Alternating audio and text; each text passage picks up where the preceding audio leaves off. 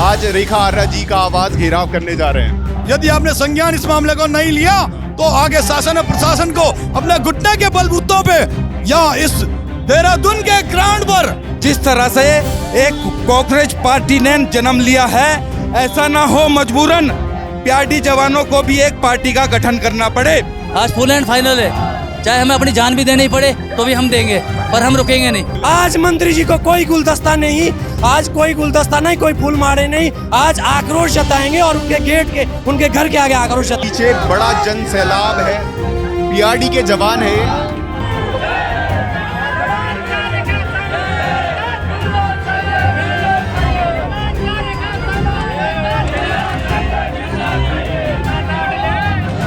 लेकिन सरकार पता नहीं हमारे साथ सौतेला व्यवहार क्यों कर रही है, ये आज तक हमें समझ से परे।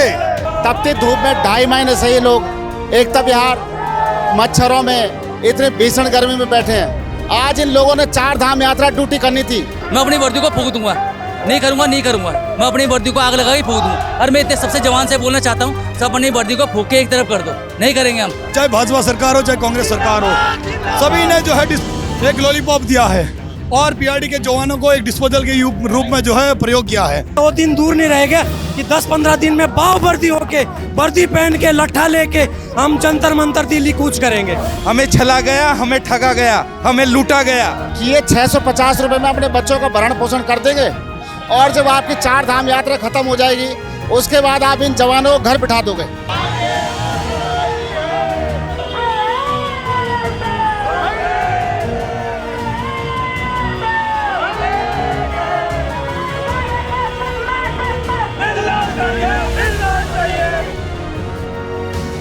नमस्कार दोस्तों, आप देख रहे हैं द न्यूज वाला नेटवर्क। इस वक्त हम मौजूद हैं देहरादून के कनॉट प्लेस में और आप मेरे पीछे जो रैली देख सकते हैं वो पीआरडी जवानों की रैली है। आज ये मंत्री रेखा आर्या जी का आवास को घेराव करने जा रहे हैं।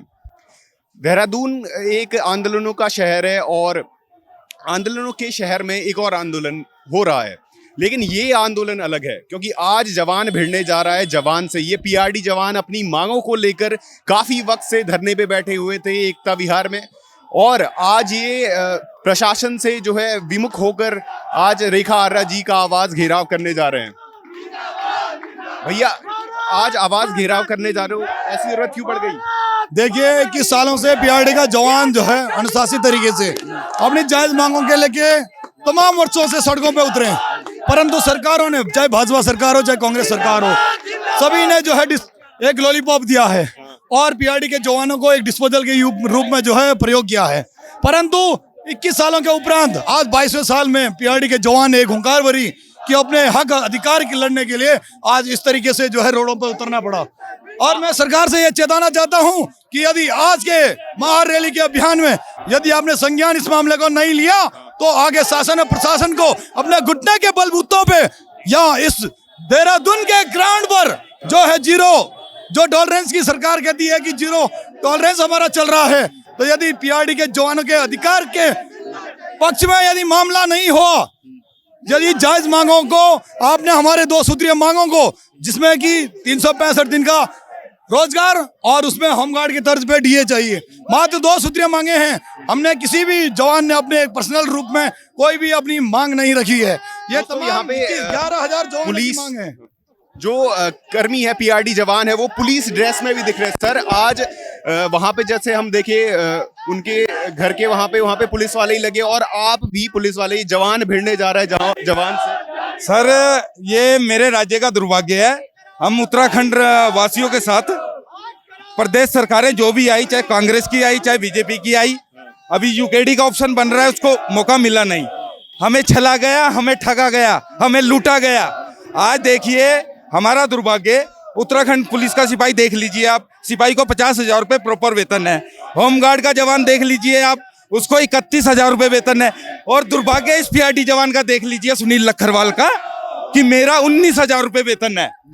अब प्रदेश सरकार, मैं बीजेपी सरकार की बात करूंगा क्योंकि 10 वर्षों से कार्यरत बीजेपी सरकार है।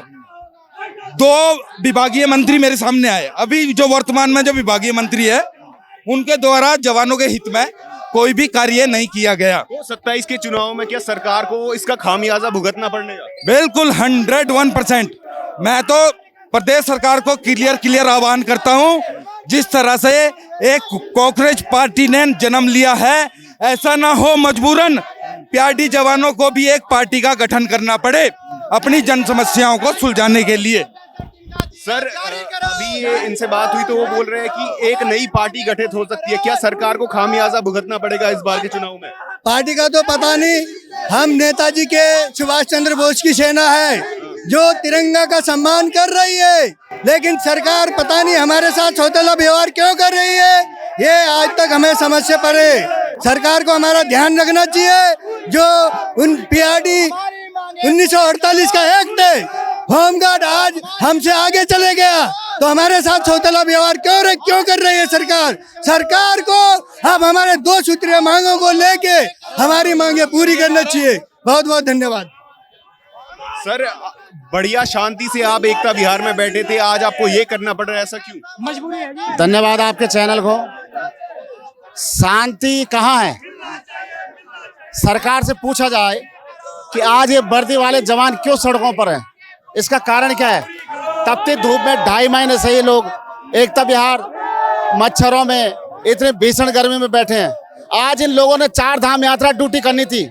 यहाँ पे पर्यटक आ रहे हैं और पर्यटक हमारे अतिथि देवो भव, उन्हीं से हमारा उत्तराखंड का चौमुखी विकास हो रहा है। और आज सड़कों पे ये जो वर्दी वाले जवान है, सरकार को सोचना चाहिए कि ये 650 रुपये में अपने बच्चों का भरण पोषण कर देंगे, और जब आपकी 4 धाम यात्रा खत्म हो जाएगी उसके बाद आप इन जवानों को घर बिठा दोगे। तो 4 धाम यात्रा में सरकार को खामियाजा भुगतना पड़ रहा है, क्या 27 के चुनाव में भी जो सरकार है उसको खामियाजा भुगतना पड़ेगा? ये तो सरकार सोच ले और तय है कि 27 में पीआरडी का जो परिवार है वो हर ब्लॉक और हर गांव में रहता है, उसके पास 6 से 7 लाख मतदाता हैं पूरे उत्तराखंड में।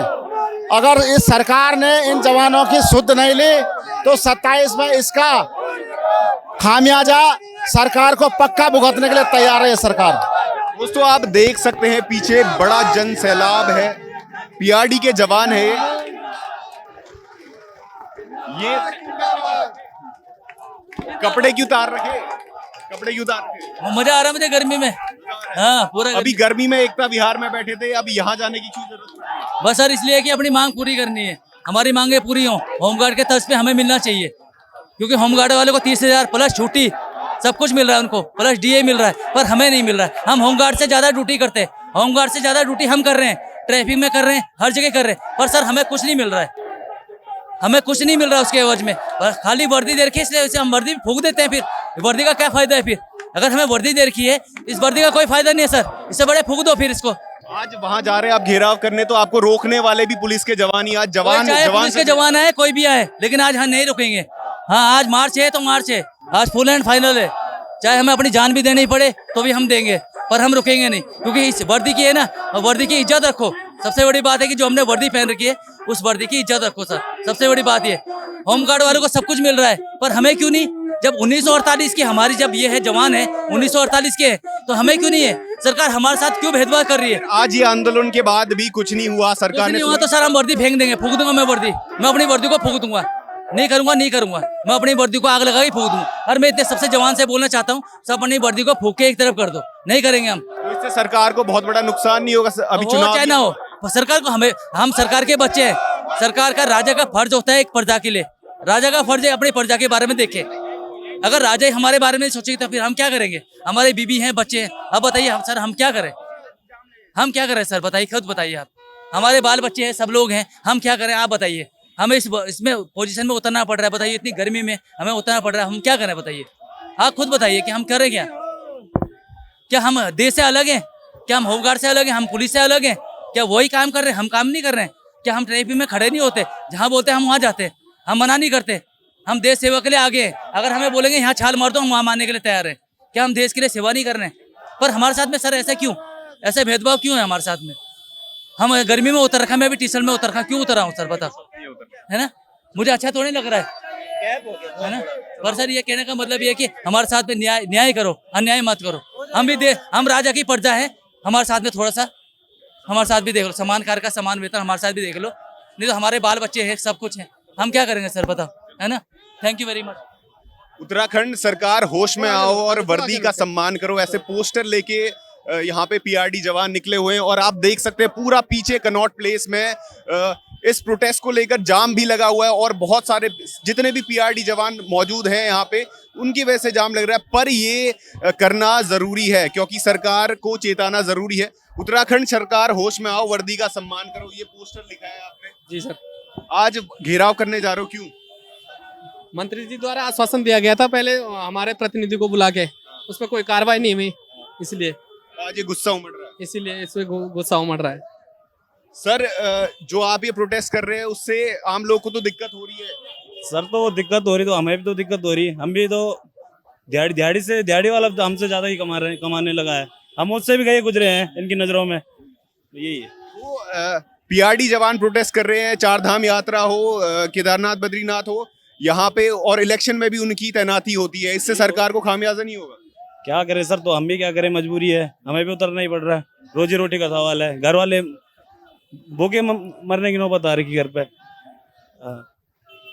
दोस्तों, जैसे पीआरडी जवानों को कहना है, आज अगर उनको कोई प्रबल रूप से उनका वो नहीं होता है तो वो अपनी वर्दी को जला के रख देंगे, जला के फेंक देंगे। आप देख सकते हैं कनॉट प्लेस में पूरा का पूरा जो है घेराव हो रहा है। यहाँ पे ट्रैफिक नहीं चल रहा है, ट्रैफिक रुका हुआ है पीछे। लोगों को तो दिक्कत हो रही है, पर पीआरडी जवानों का कहना है कि उनकी भी मजबूरी है, अगर सरकार उनकी नहीं सुनती है तो वो अपनी वर्दी उतार कर फेंक देंगे और उसे जला देंगे।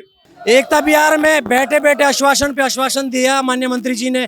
उस आश्वासन पे 6 अप्रैल से आश्वासन मिल रहा था हमें। उस आश्वासन से जो है हमारे पीआरडी जवान बहुत थक चुका था वहाँ पे, और 71 दिन उस गंदे नाले पे बिताना एक महाभारत है। लेकिन हम उसके आश्वासन के बावजूद भी हम 6 बार माननीय मंत्री जी के घर जाते हैं, और माननीय मंत्री जी क्या करती है, जाते जाते जैसे हम 6 बार, कम से कम 6 बार हम गुलदस्ते लेके उनके घर गए, लेकिन उन्होंने जैसे हम एंट्री करते थे औरों का, जैसे हमारा नंबर आता था अंदर जाने का, मंत्री जी पीछे वाले दरवाजे से भाग जाती थी।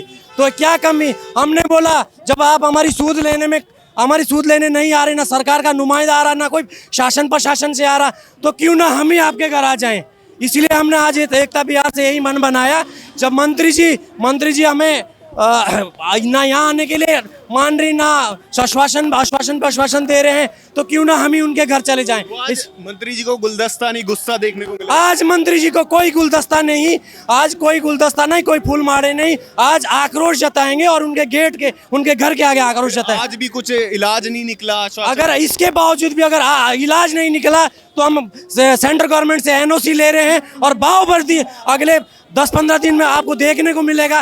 तमाम सारी मीडिया बंधु हमारे साथ होंगे, और 10-15 दिन में वो दिन दूर नहीं रहेगा कि 10-15 दिन में बावबर्दी होके, वर्दी पहन के, लट्ठा लेके हम जंतर मंतर दिल्ली कूच करेंगे। आज वहाँ पे आवास में आपको रोकने वाले भी पुलिस वाले ही हैं, कुछ पीआरडी वाले भी होंगे? नहीं, हमारे जवान कोई नहीं होंगे, पुलिस वाले होंगे। हम पुलिस प्रशासन का भी हम सम्मान करते, हम उनके साथ ड्यूटी करते, उनके सहायक रूप में हम ड्यूटी करते हैं। वो भी हमारे साथ ऐसा व्यवहार नहीं करेंगे। उनकी भी कहीं ना कहीं ड्यूटी है, उनको भी प्रोटोकॉल का ध्यान रखना पड़ता, उनकी भी अपना फर्ज बनता है। इसलिए तो दोस्तों, पीआरडी जवान का ये आंदोलन चल रहा है, और जैसे हम देखे पीआरडी जवानों से जितनी भी बात हुई है, उनकी मजबूरी है यहाँ पे मैदान में उतरना, उनकी मजबूरी है प्रोटेस्ट करना, और मजबूरी ही जो है आंदोलनों को जन्म देती है। ऐसे कई आंदोलन हम कवर करने वाले हैं, इनकी मजबूरी दिखाने वाले हैं और इनकी आवाज उठाने वाले हैं। उसके लिए देखते रहिए द न्यूज़ वाला नेटवर्क। धन्यवाद।